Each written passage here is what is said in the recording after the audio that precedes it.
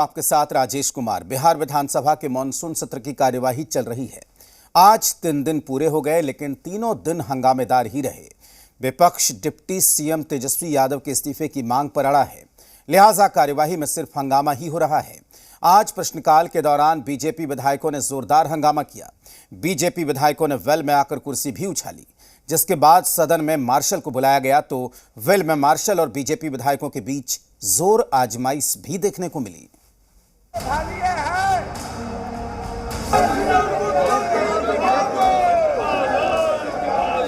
संविधान में विश्वास है, उप मुख्यमंत्री से इस्तीफा लेना चाहिए या बर्खास्त करना चाहिए। तो पहला चार्जशीट तो है नहीं और अंतिम भी नहीं होगा। सदन में तेजस्वी पर तकरार जारी है।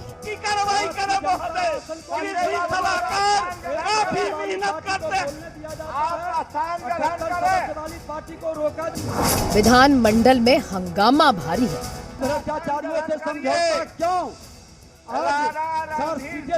क्यों इस्तीफा नहीं ले रहे? तेजस्वी से इस्तीफे पर अड़ा है विपक्ष।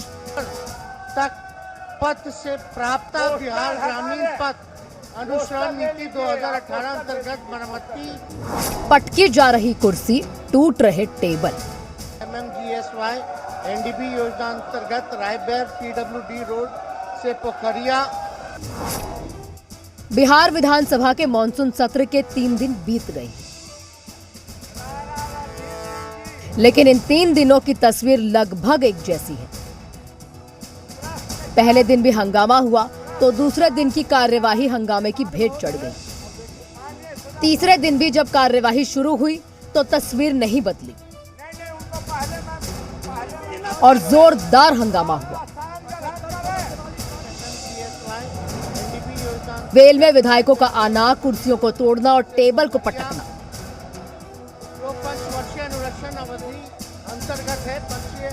वामपंथी संगठन के अपने मुद्दे थे।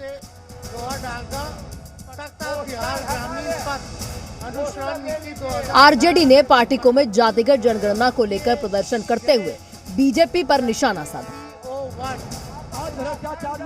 लेकिन विपक्ष डिप्टी सीएम तेजस्वी के इस्तीफे की मांग पर अड़ा रहा।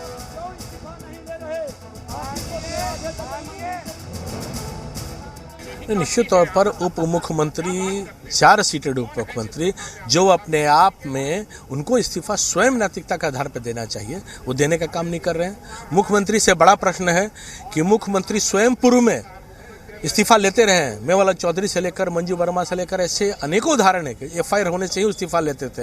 ये 4 सीटेड हो गया, पर अभी भी इस्तीफा लेने का काम नहीं कर रहे हैं, बर्खास्त नहीं कर रहे हैं। देखिए, विपक्ष के पास कोई मुद्दा नहीं है, न जनहित में कोई काम करने वाले लोग हैं, और न देश में महंगाई पर रोक लग रही है, न बेरोजगारों को रोजगार मिल पा रहा है।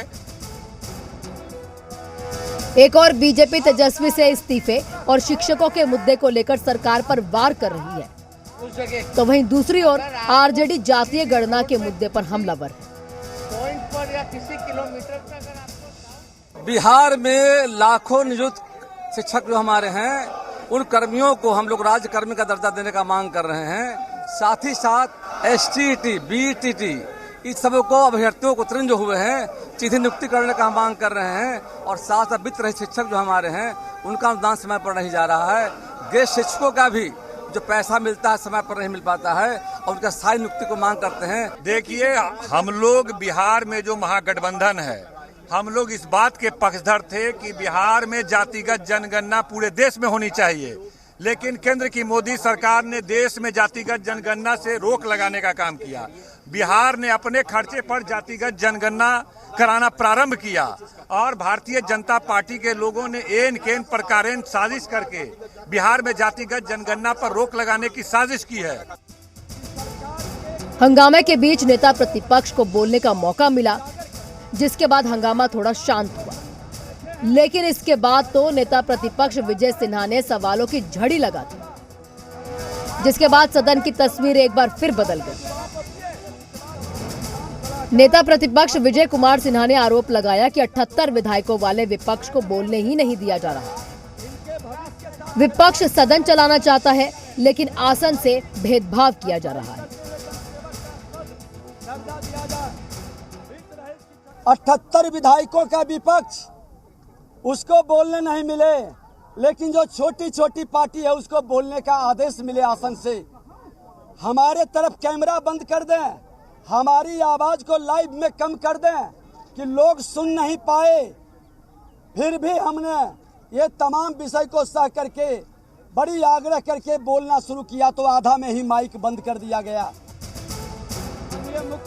सरकार पर विजय सिन्हा ने आरोपों की बौछार की, तो इसका जवाब देने के लिए मंत्री श्रवण कुमार सामने आए।